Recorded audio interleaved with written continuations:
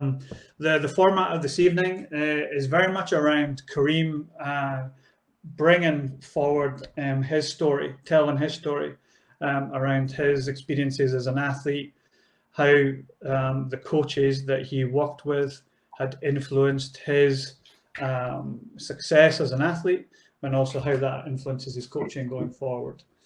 For those who don't know Kareem, he's certainly got a strong and successful career as a sprinter and a long jumper, and that kind of links to the theme this evening, is all jumpers can sprint. And chatting to Kareem in preparation of this evening, was talking around the importance of horizontal velocity in long jumpers, and he said, look, all jumpers can sprint. So he'll go into that a little bit more detail. But competed at 3 Olympic Games, qualifying in both the 100 and the long jump. Competed in an impressive 7 World Championships and won a silver medal in the World Indoors in 2001. Commonwealth Games, the Commonwealth Games in 2002. Not 1994. I did update that, didn't I?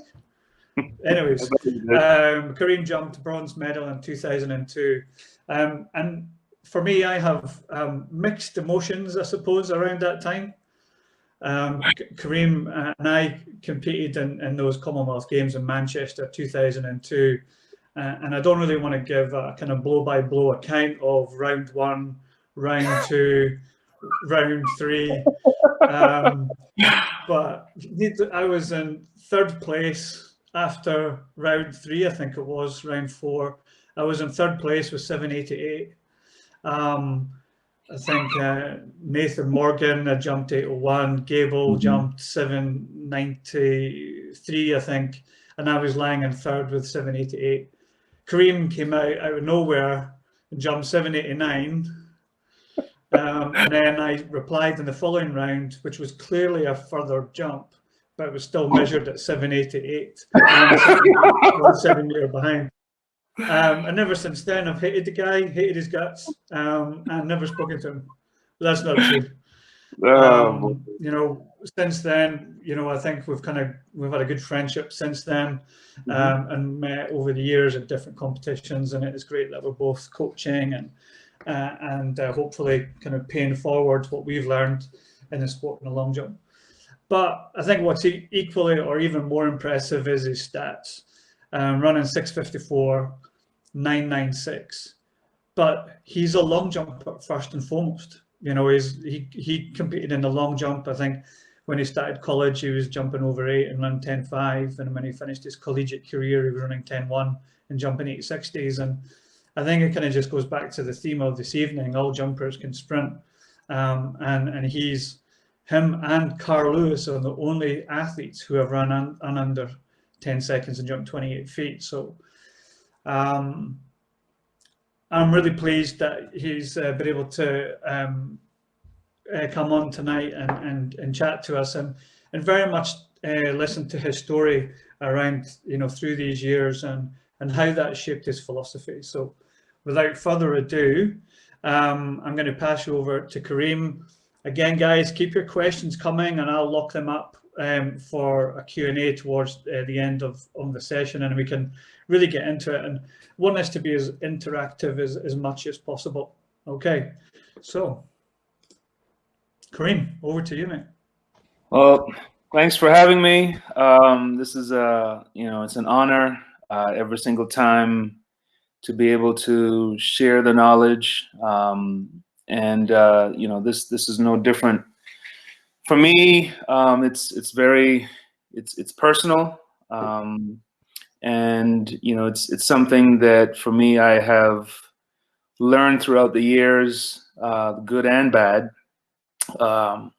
But I wanted to start out by talking a little bit about how I even got started in track and field, and the relationship that I've had between sprinting and jumping throughout my career. I really started to come, to the fore in 1987. That was the first time I really showed true promise. Jumped over 7 meters, and I think at that point people started to look at me like, okay, this kid has ability. As the years went through, got to 1989. My training, I mean, in general, I mean, there was nothing really to it. I mean, I was still a young kid.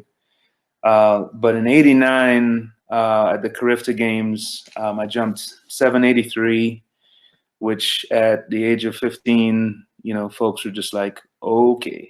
I mean, I just turned 16, I believe.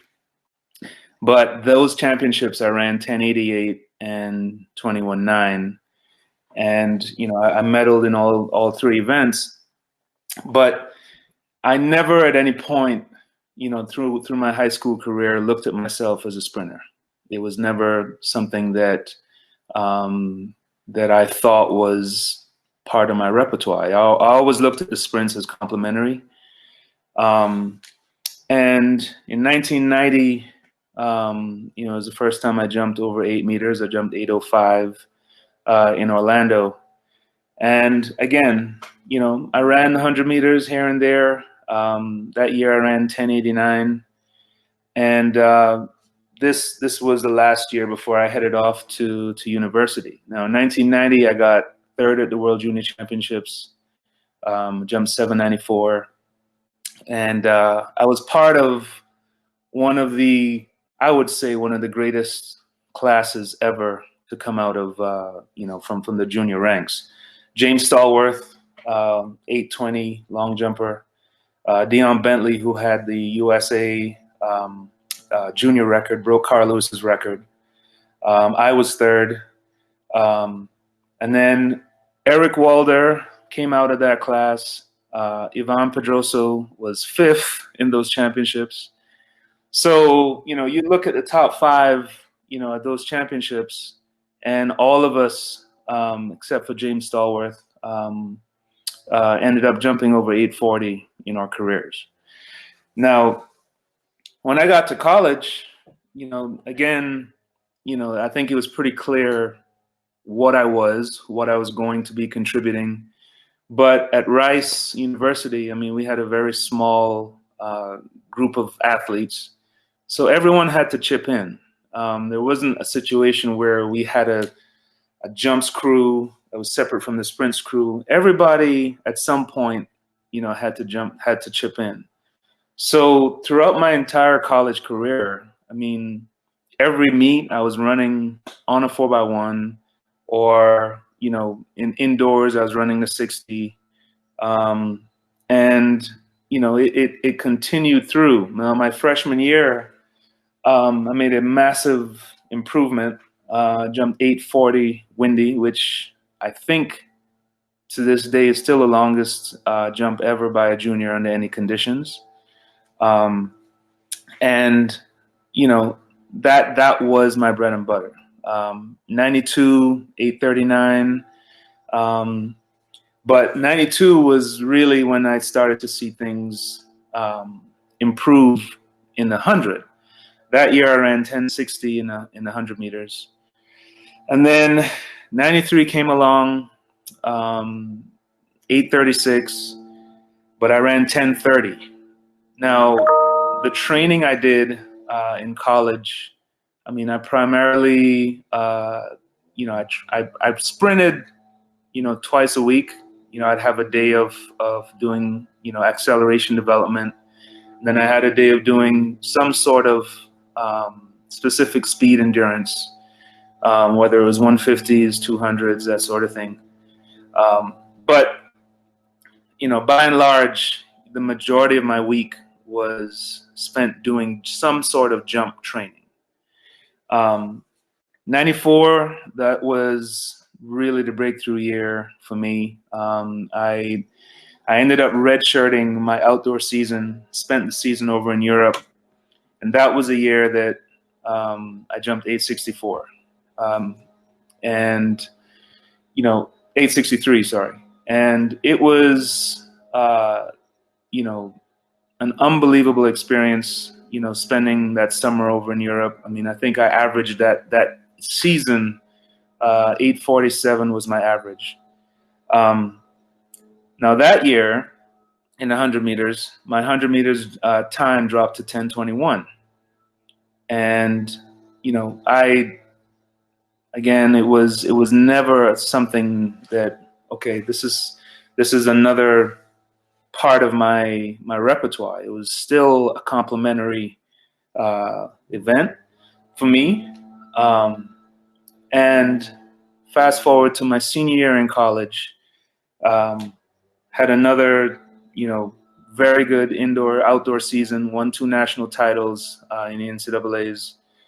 And, I jumped 856 in 95, but the true surprise was my final race in a Rice University uniform. And I just remember just thinking, hey, this is it. I'll never be in a Rice uniform again. I might as well just give it everything I had. And all I can remember is crossing the line, and I peek over. I was in lane 1, and I peek over, and there are only 2 people in front of me. And I'm like, okay, what just happened here? Time flashes up, 10:16, and I'm like, where is this coming from? But essentially, there was a consistent theme throughout my entire track career to that point, and that was, I was sprinting in some way, shape, or form, whether it was on relays, whether it was just, for practice, whether it was, just, hey, let's go in there, let's try and get some points at the conference championships. It was a very consistent, pattern of sprinting throughout my career. Now, 96 was my first year outside of college, and that was, a major learning curve for me in terms of, what the expectations are as a professional, rather than as a collegiate athlete. And the major difference for any athlete is, now you're not sprinting as much because, your bread and butter is the jumps. So you get, you get the phone call to go over to compete over in Europe. They're expecting you to come and jump. They're not expecting you to get a lane in the 100 meters or anything like that. So in 96, my PB, my season's best that year was 10:23. And, I was somewhat consistent. I jumped in the 8:30s that year. And then in... Oh, I think we might have lost him. He's coming back in again. Please bear with us.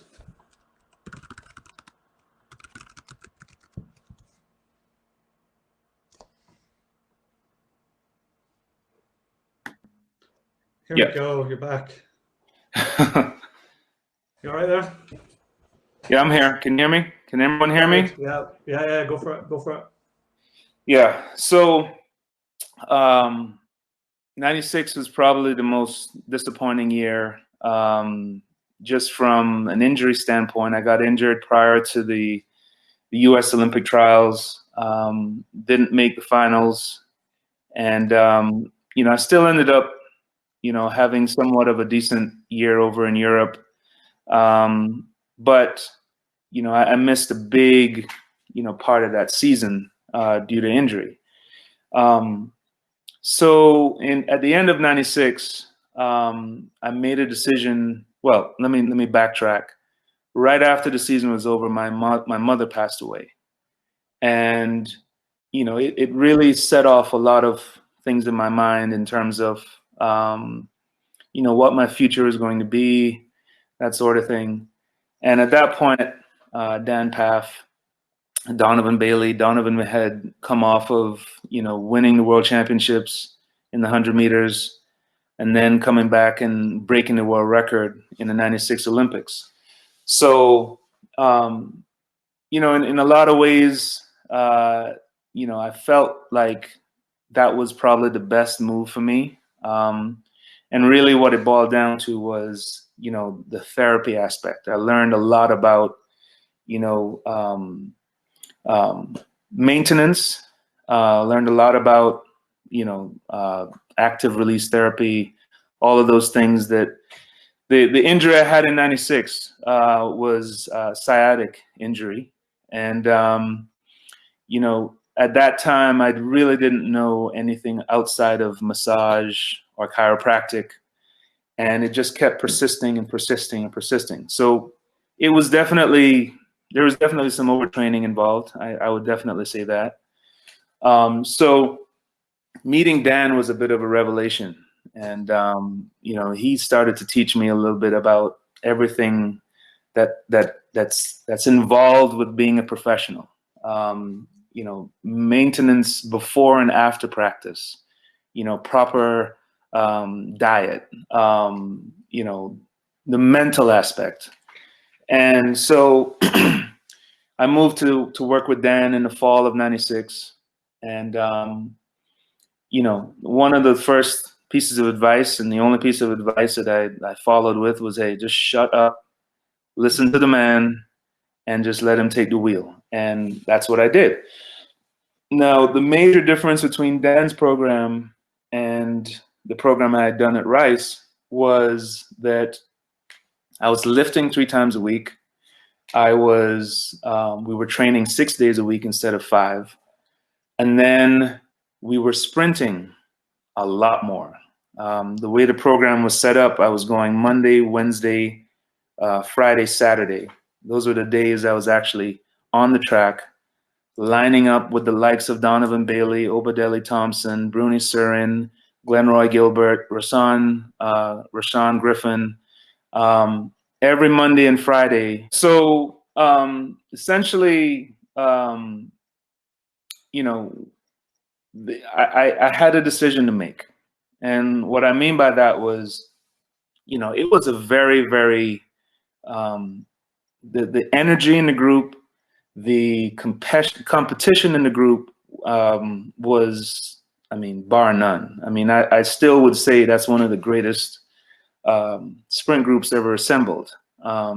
Essentially in '99, we had 3 guys from our group in the finals in Seville, me included. So it was a very special sprint group that we had.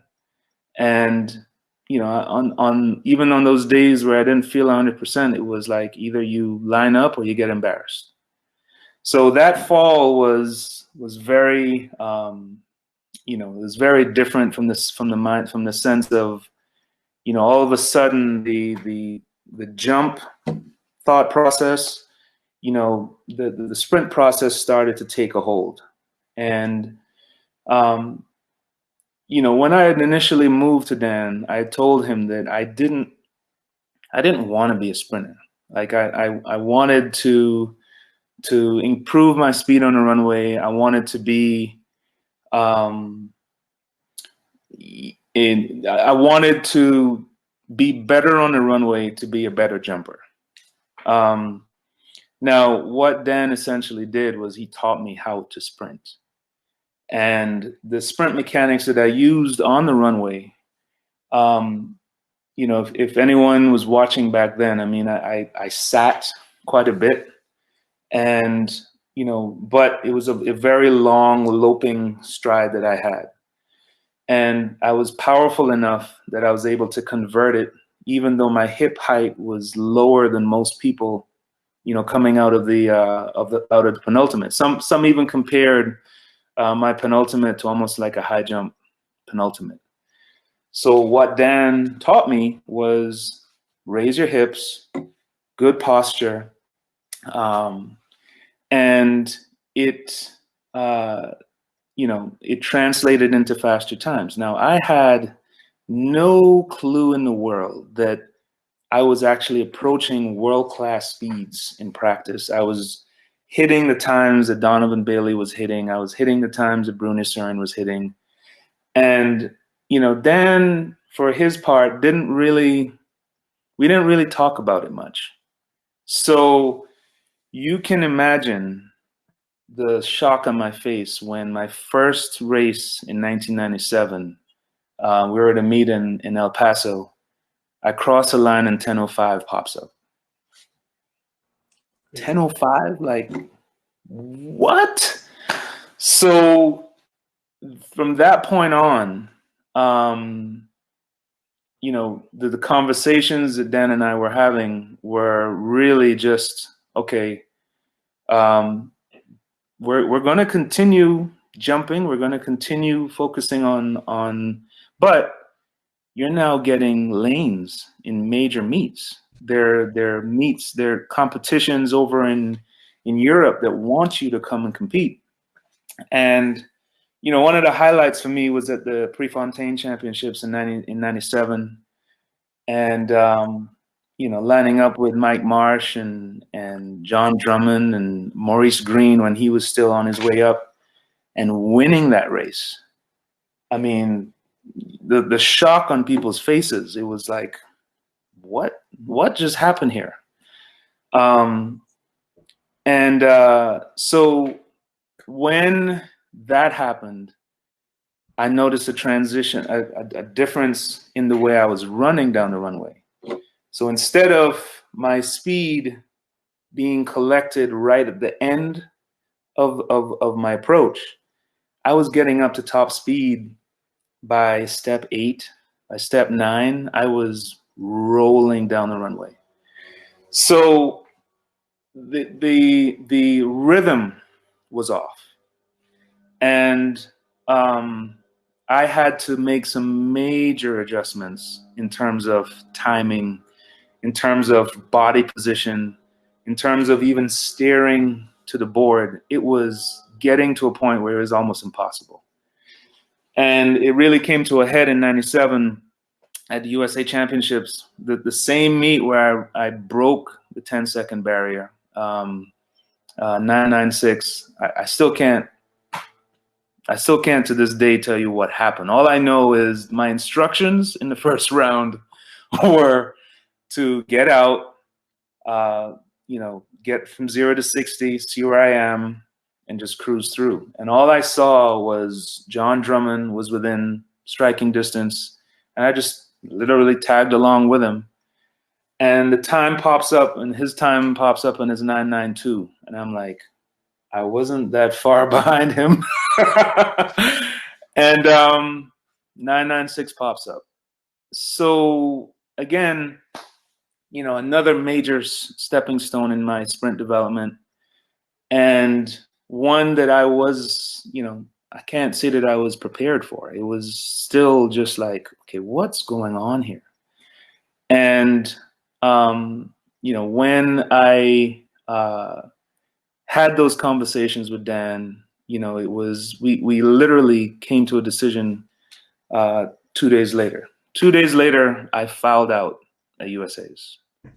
And we were talking about 840s, 850s. I mean, I really had a good chance to make the USA team for 97 World Championships.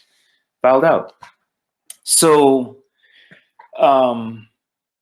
after those championships, I mean, I had a heart-to-heart with Dan, and we decided that we would forego jumping the rest of the year. I was that frustrated. It was tough. What proceeded to happen after that, essentially that year, my average 100-meter time was 10:09. And I ended up number 9 in the world, that world ranked that year in 100 meters. And all of a sudden, the people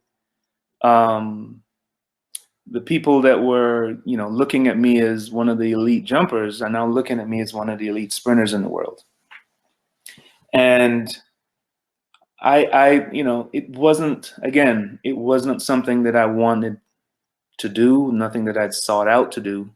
It just happened.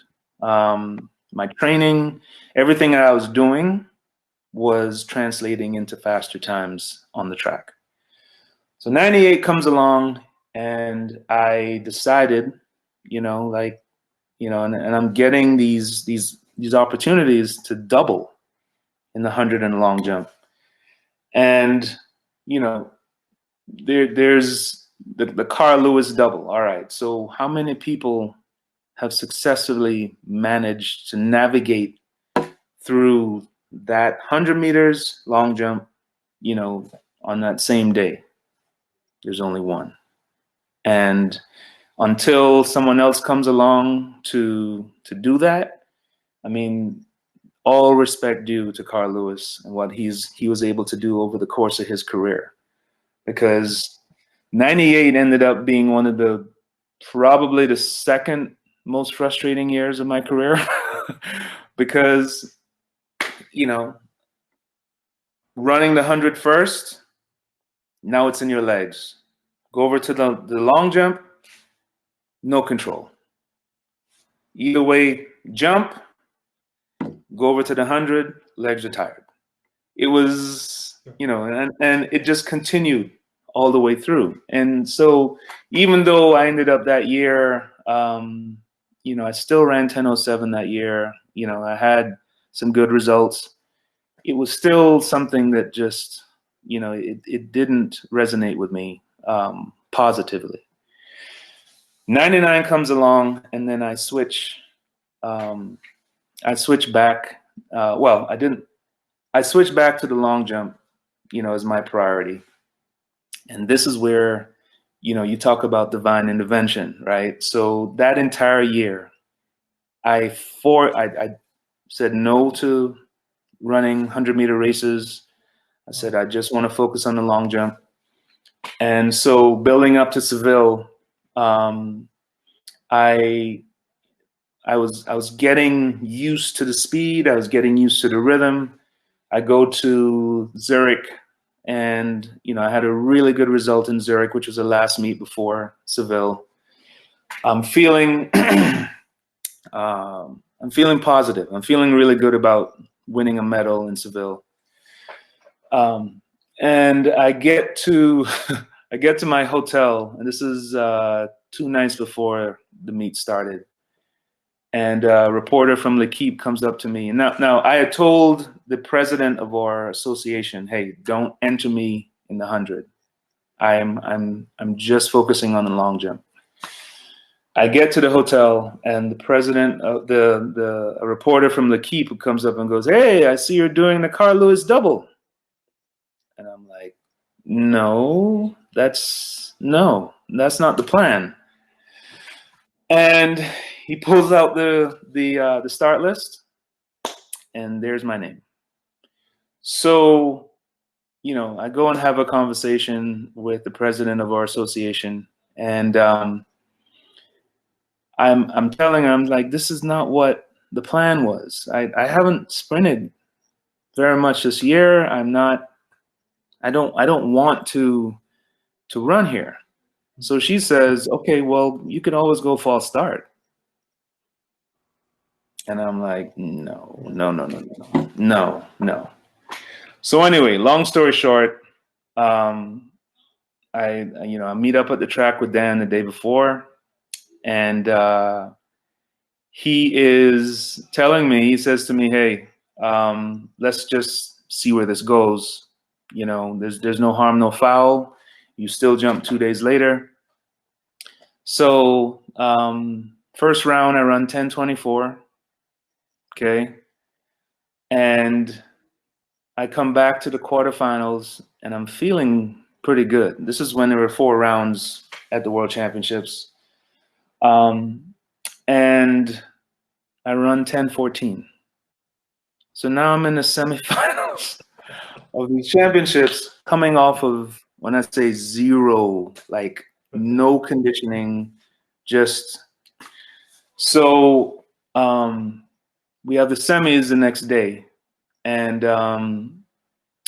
but that morning I got a phone call, and it's Dan, and he's telling me that Frankie is pulling out of the 100 because he wants to focus on the 200, back issues or something like that. So that's 7 of us fighting for 4 spots. We get to the call room, about to go in, and Freddie Maiola isn't there, Cuban sprinter. So now there's 6 of us, right?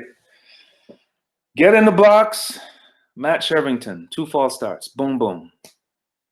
So now there are 5 of us fighting for 4 spots. And I just remember I was over in lane 1, and I just remember looking over, and I'm looking through the field, and I'm like, oh, I think I got this guy.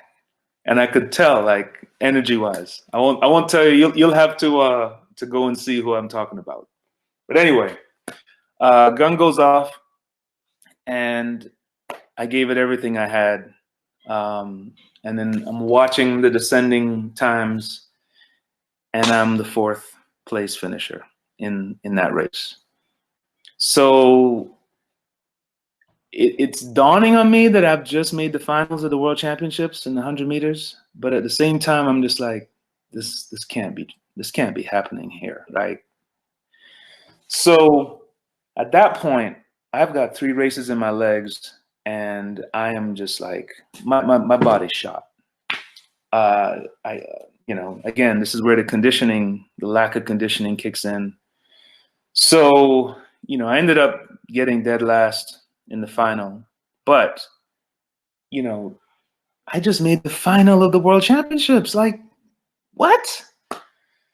So 2 days later, my gracilis starts flaring up, and I cannot push down the track.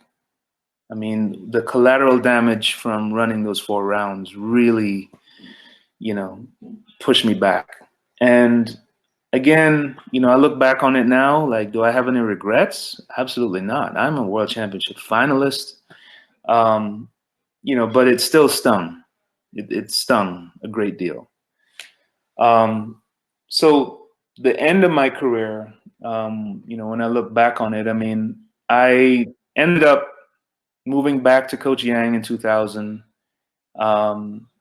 getting back more into a jump-oriented program. And funny enough, that is when I had the majority of my success, from 2000 to 2004, which were essentially the last 4 years of my career. That's when, 2000, had a really good season going up to Sydney. Jumped 799 in the qualifying.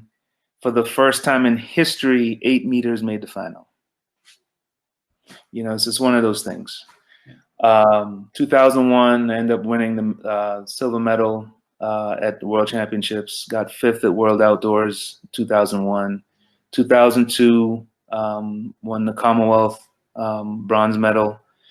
And I'm very happy that I was able to somewhat, get back to, my bread and butter.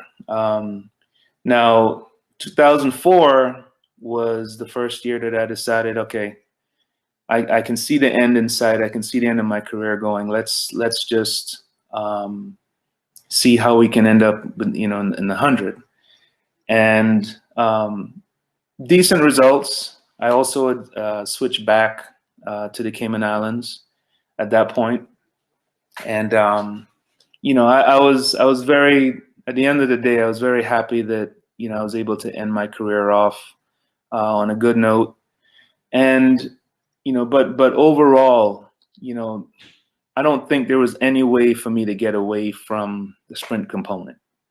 The sprint component has always been with me throughout my entire career. And, it's kind of helped formulate my training now. And I feel very strongly that every jumper, long jump, triple jump, high jump, there should be a sprint component at some point in your training.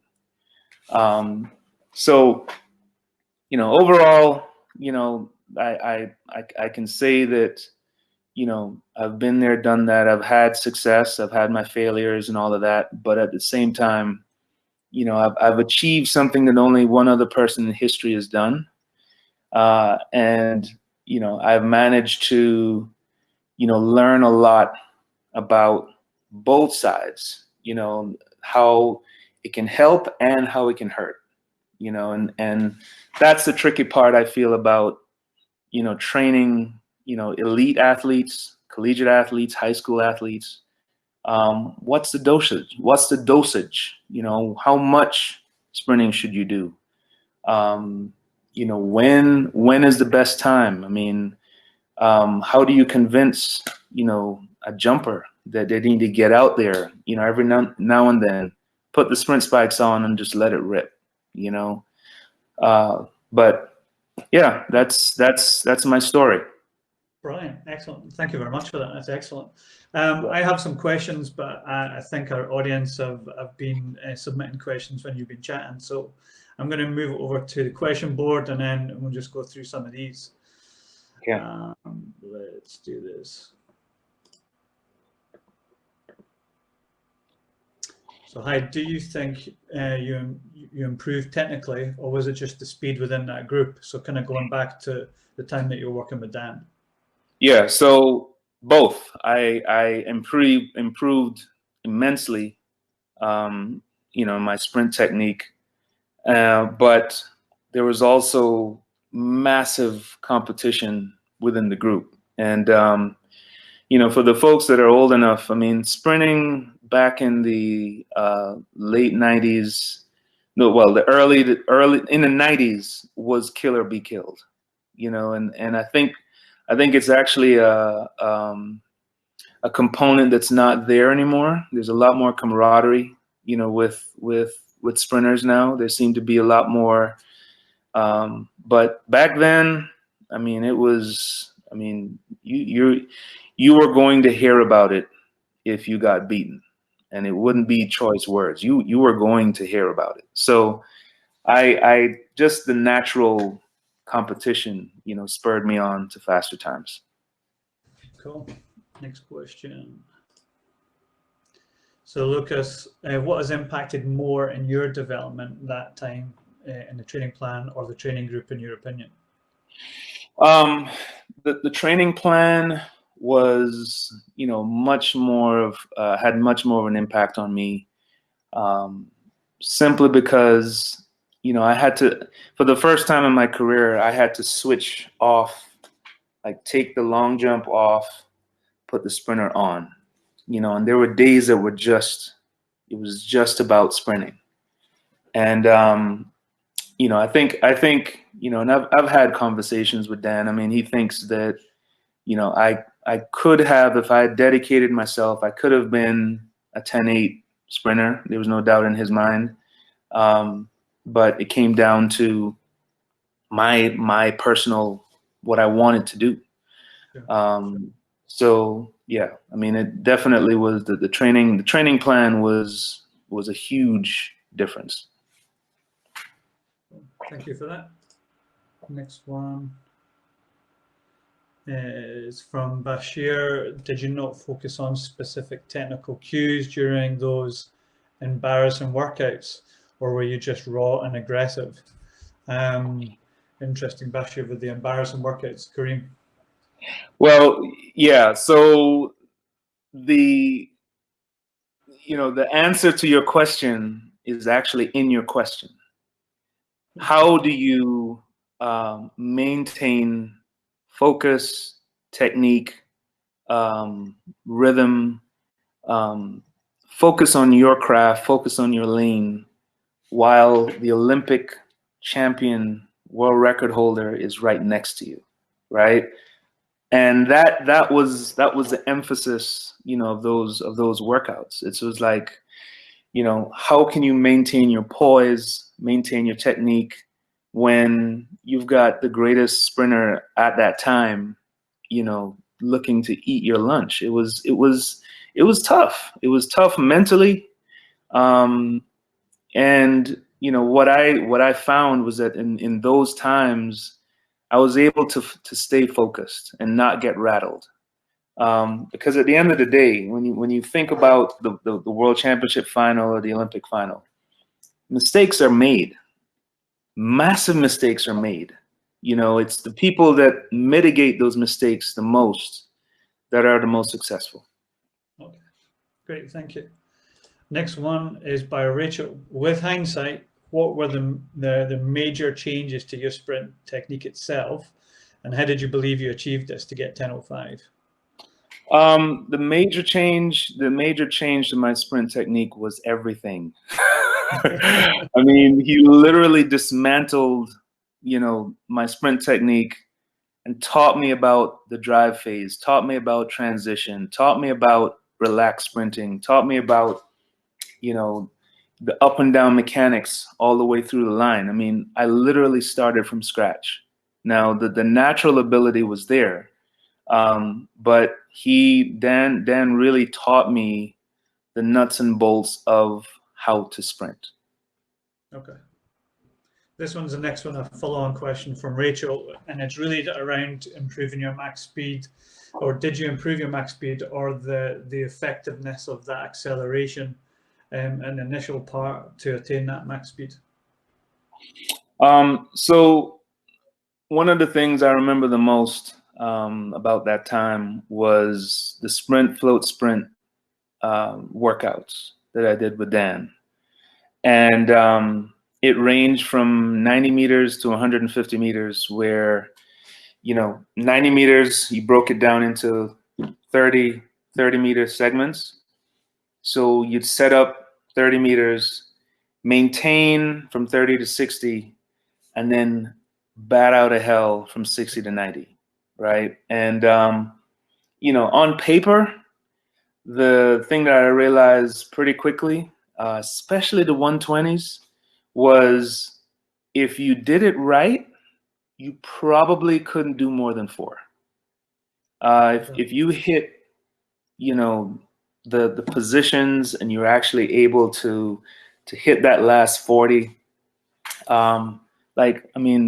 you would actually throw up, because what you were doing, in that last 40 meters was you were actually running faster than you would in a normal race. In a normal race, you would be tailing off, whereas you set up 30, 60, 90, or 40, 80, 120. For those last 40 meters, you are killing it. Now, if you're not in the right position, if you're not hitting the right angles, you're not going to do it. So it took some time to be able to build up to that. But once I did, we would have, our dosage was anywhere between 4 and 6. And, even if we got to 6, it was, it was rough. But talking about absolute speed there, though, Mm-hmm. are you, you're probably running 11 meters per second almost at that point. Would that be fair? Yes, absolutely. Yes. Yeah. Okay, cool. All right, another question from Darren. What did you guys do to stop sitting while running? You mentioned earlier in your story around you tend to sit a little bit more. Yes. So what did you guys do to stop that? Well,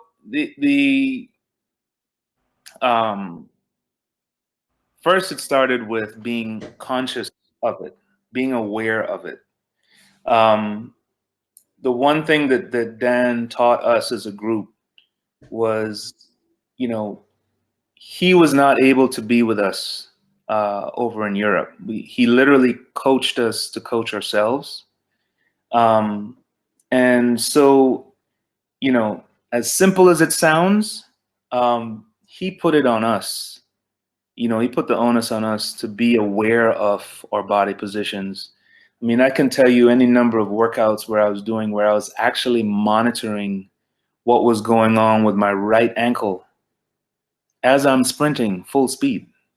And a lot of people, even professionals now don't quite get that concept while you're in practice, being able to think through practice, think through a run, to where by the time you cross that line and your coach is walking up to you to give you feedback, you're also giving them feedback, because a coach can tell you, hey, here's a piece of paper, I need you to do X, Y, and Z.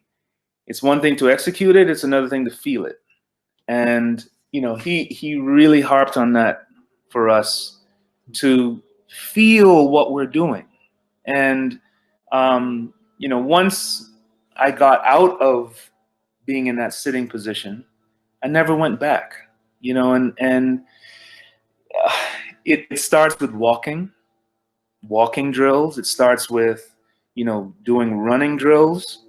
And once your coach tells you, hey, this is right, this is wrong, you're in a good position, bad position, you have to be aware of what he's talking about. You have to take that onus and say, okay, I feel it, I don't feel it, and start looking for that.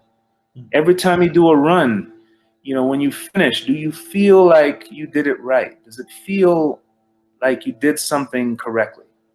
And I wish I could say there was a magic potion. There's no magic potion, in my opinion.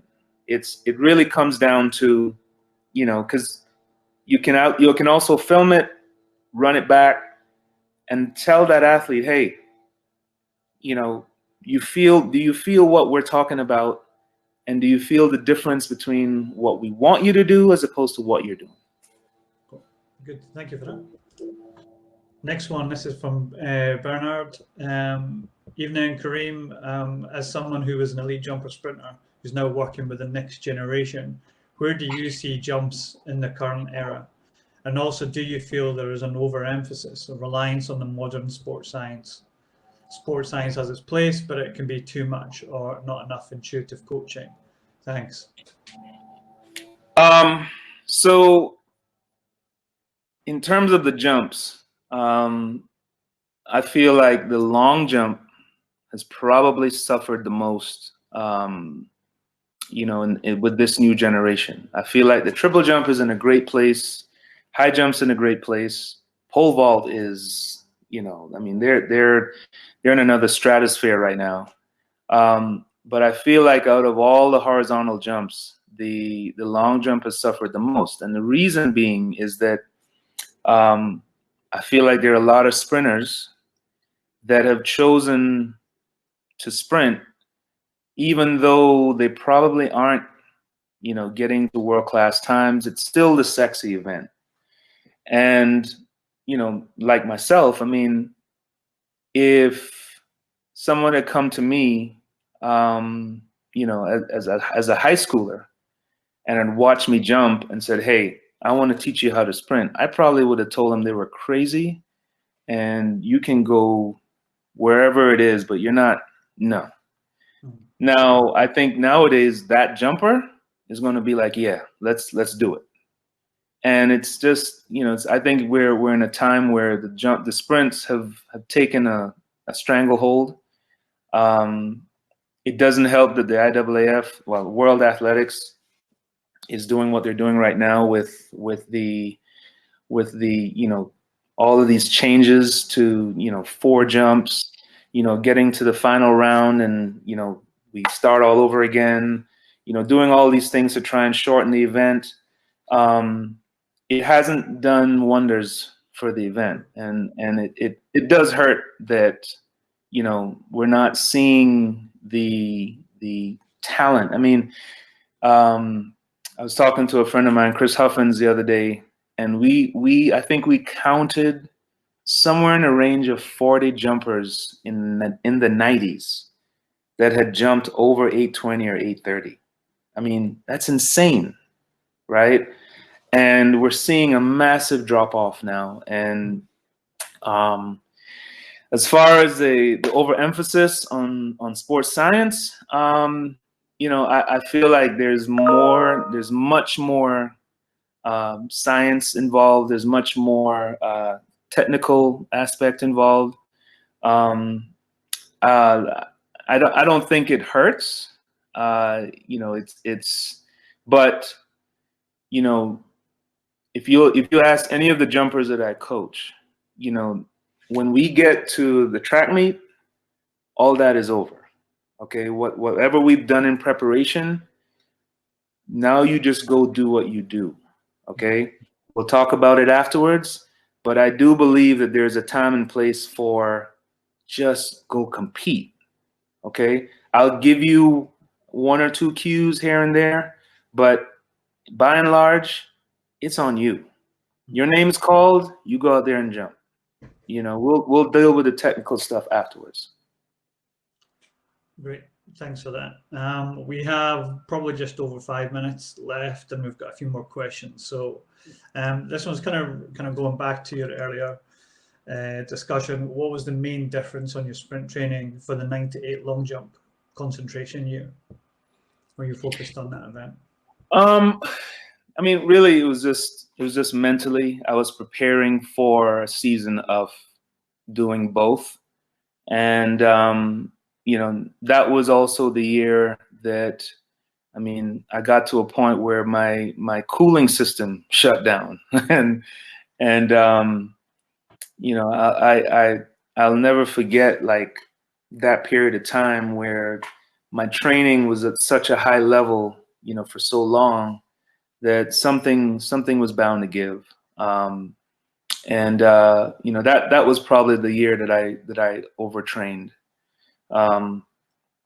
In terms of my sprint training, I mean, it was the same. You know, there was just, you know, more of an emphasis on being able to do the double on any given day.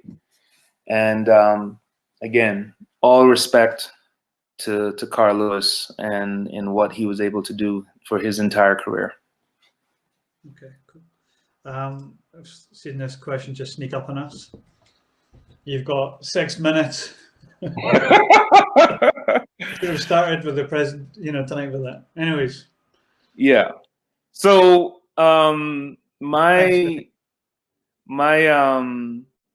in terms of how I prepare my athletes now, you know, there are a couple of things that I look at. Number one, you know, the collegiate season has now, you know, come down to 5 major events. There's two meets indoors, 3 meets outdoors that really truly matter. And so, you know, essentially I have my fall training. It's a block of 3 months from September, October, November, and then we got about 2 weeks in December. And so what I'll do is, you know, my Mondays are my sprint development weights. Tuesdays are when I do my jumps, general strength. Wednesday is when I'll have my rest day. Thursday is when we come back and we'll do some sort of sprint development. Thursday and Friday are you know, we'll mix. Either we'll do, if I have a jumper that can do Tuesday, Thursday, then we'll do that. But most of the jumpers nowadays that I work with, they need about 2 or 3 days. So we'll come back and jump on Friday, and then Saturday is when we'll do our specific speed endurance, or, you know, 200s, 180s, 150s, that sort of thing. And you know, basically, I follow that plan. I just adjust the dosage as we get towards December. Now, when we get to December, you know, what I've found by and large is that my kids are usually ready to compete in December. And, you know, a lot of schools are now having meets, you know, before the kids go home, just to kind of, from a mental standpoint, to say, hey, this is the kind of shape you're in right now. Don't go home and waste it. Now, as a collegiate athlete, by far the biggest challenge that we have across the board is what happens in December. You know, we have a lot of international athletes here now, and, you know, you send a kid home to Australia for 3 weeks and it's summertime there, you're, you know, with the expectation that they're going to come back, you know, with a week to go before the season starts, odds are they're not going to be ready. And it doesn't matter, you know, I mean, I send my kids home with programs and all of that, and it's always a challenge that first month of January. Now, January through March is when we have our indoor season, and we're basically only able to train 3 days a week during that time because we spend Thursday and Friday preparing for competitions. So we expect to lose a little bit of fitness, general fitness during that time. And then we get to March, and it is, I usually train from March until May, where regardless of what we're doing competition-wise, we're going to work through it. You know, so I normally have those discussions with my athletes where, hey, you know, if we're going to work on some things, some specific things throughout the outdoor season, put your pride aside, understand that, you know, we're preparing you for us. There has been a couple of other questions that have come through. What I will do is pose those questions to Kareem and get in touch with you guys. Sam, O'Kane, we'll take a note of these questions and then we'll email them out to you guys. Certainly. I